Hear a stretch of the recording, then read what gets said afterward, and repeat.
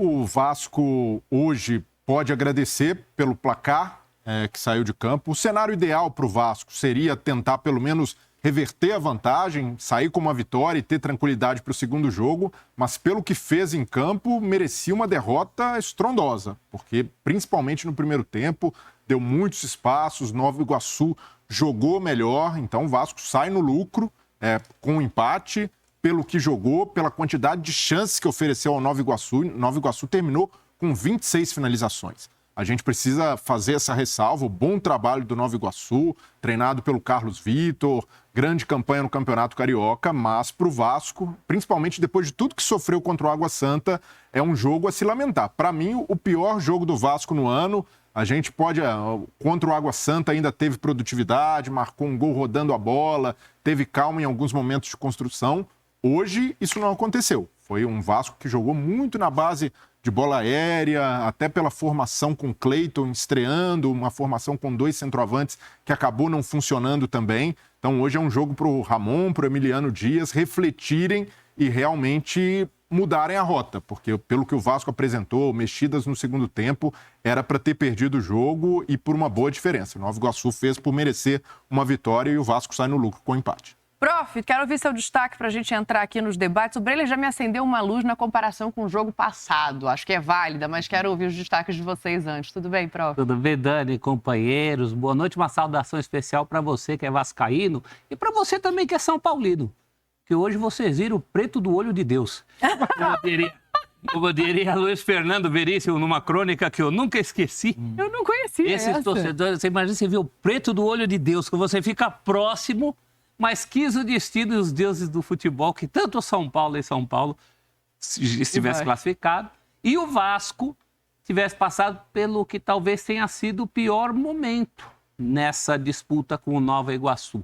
Que o Vasco já entra com a desvantagem, uma derrota por 1 gol forçaria o time a buscar a vantagem por 2. Sim. E esse empate, eu não vou dizer que caiu do céu, porque a partir dos 25 do segundo tempo, houve pelo menos trocação.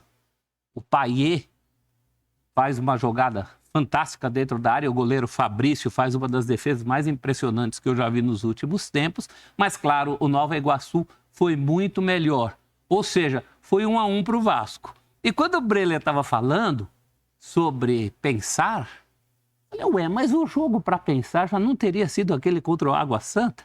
O Vasco não repetiu muitos erros, inclusive o espaço que dá no meio do campo, independentemente do adversário. Todo adversário do Vasco tem muito espaço na Campeonato Carioca, né? Dani, prazer estar com você, Léo, professor Celso Zelt, Breler Nós podemos ficar repetindo tudo que nós falamos aqui já. Tem um outro ponto que eu quero te convidar a pensar, Francisco. O Vasco teve um comportamento muito bom contra o Fluminense, contra o Botafogo, contra o Flamengo. Ele não perdeu esses jogos. Jogou melhor os 3 jogos. E porque o Vasco teve a semana que teve, que poderia ter perdido para o Água Santa, eu nem aceito que o primeiro tempo foi de controle total. Não, logo depois que fez o gol, quase tomou o primeiro gol, inclusive. Eu não acho que foi esse primor, como algumas pessoas falaram, do primeiro tempo do jogo do meio de semana. E hoje era para ter perdido o jogo também. A descobrir o espaço entre estamos conseguindo ter bons desempenhos defensivos contra times que nos questionam e poderíamos ter até vencido em 1 ou 2 bolas que chegamos ao ataque. E como eu vou conseguir ser forte contra times que jogam às vezes em linha mais baixa?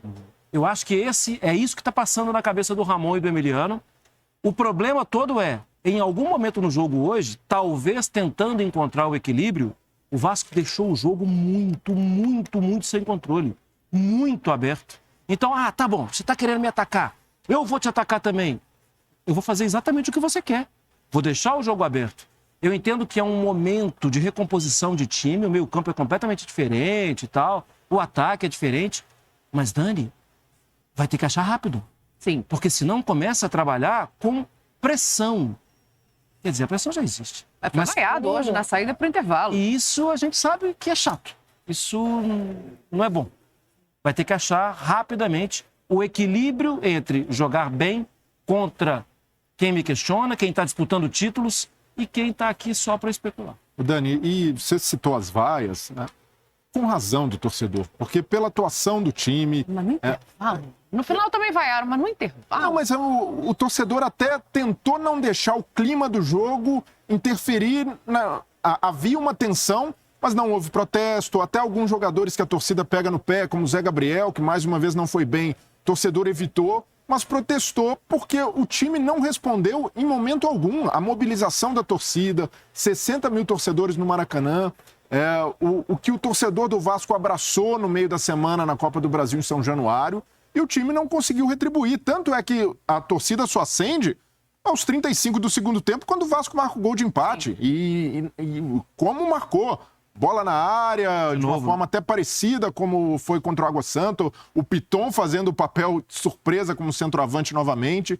Então, o Vasco decepcionou muito no jogo de hoje. Então, é compreensível também a manifestação do torcedor. É compreensível o torcedor que olha para o confronto, enxerga o Vasco favorito pela grandeza, não pelo que foi o campeonato. Mas a gente precisa pontuar. De um lado, uma boa equipe do Nova Iguaçu, a gente precisa repetir, bater nessa tecla, porque não foi acidental a passagem do Nova Iguaçu. Só uma derrota em todo o campeonato? Não, A campanha inteira do Nova Iguaçu é muito interessante, né? Não é esse jogo. E o jogo que o Nova Iguaçu desenvolve, né? Contra os grandes, o Nova Iguaçu fez bons jogos. Eu acho que a questão da vaia no intervalo é que o intervalo vem na sequência de uma blitz de 10 minutos do Nova Iguaçu.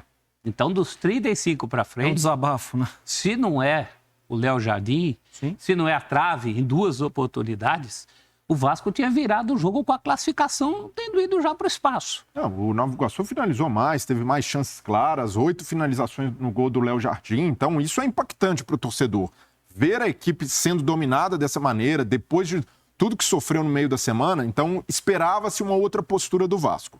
E o Vasco hoje tem um dilema, que é aí pontuada a qualidade do adversário, que é a forma como o Ramon Dias enxerga e mobilizou esse time desde o ano passado, que exigia desse time sempre jogar no limite. Então, quando o time não consegue render dessa maneira, no seu 100% ou até mais, o time dá espaço, o time é frágil na defesa, e é natural que nenhum time vá conseguir jogar dessa forma, com mobilização 100% em todos os jogos. Vai ter baixa, vai ter oscilação, mas quando esse time e essa forma de jogar oscila, o Vasco sofre demais, porque precisa de... Para ter pegada no meio-campo, precisa do Zé Gabriel numa intensidade máxima. E hoje, assim como o Galdames, os dois estavam numa rotação baixa. E o Zé Gabriel só se justifica como titular se tiver essa pegada. E hoje, como não teve, assim como o Água Santa, é preciso repensar também a função dele. Tanto é que entra o Esforça, Matheus Carvalho no segundo tempo, até melhora um pouco, muito mais na base da disposição do que da organização.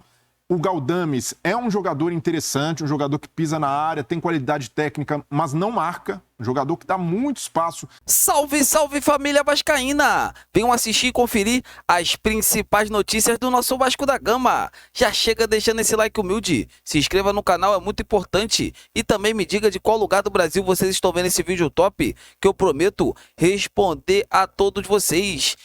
Família vascaína, vascaínos e vascaínas, eu vou falar uma coisa. O que aconteceu com o Vasco ontem na partida sobre o Nova Iguaçu? Fomos engolidos pelo Nova Iguaçu, essa que é a verdade. E se o Vasco ainda tem chances de disputar uma final do Campeonato Carioca, temos que agradecer ao Nova Iguaçu pela quantidade de gols que o time deles perderam. Foi impressionante, parece que o Vasco deu um apagão total, um time muito espaçado dentro de campo, foi muito fácil, o Nova Iguaçu estava chegando muito fácil no nosso gol, só o Carlinhos perdeu diversas oportunidades. Alô Ramon Dias, você tem que fazer uma mudança nesse time o mais rápido possível. Se o Vasco quiser realmente ganhar esse Campeonato Carioca, a gente tem que se doar, tem que se entrosar cada vez mais, essa que é a verdade. O time estava muito espaçado, o Nova Iguaçu teve muita facilidade para chegar ao nosso gol, é isso mesmo. Vocês contaram quantas defesas o goleiro Léo Jardim fez, foi algo assim, assustador. Então, alô time do Vasco, vamos acordar, vamos se doar dentro de campo, porque senão o Nova Iguaçu tem grandes chances de ganhar da gente no próximo domingo. E esse resultado, essa torcida do Vasco que lotou ontem o Maracanã, não merece. Foi 60 mil torcedores, apoiando o time, cantando. Então, gente, alô time do Vasco, vocês têm que correr para esse torcedor, essa que é a verdade. Então é isso, galera. Para vocês, quem foi o pior da partida com a camisa do Vasco? Foi quem? Comentem aqui abaixo. A torcida vaiou todo mundo, vaiou o Paê, vaiou o Zé Gabriel. Enfim, a torcida perdeu a paciência e isso a gente não quer mais. Vasco não tem que jogar mais desse jeito vergonhoso. Essa que é a verdade. Então é isso, galera. Eu tô muito chateado. A qualquer momento estarei de volta atualizando vocês sobre mais notícias do nosso gigante da colina. O sentimento não pode parar. Fiquem com Deus.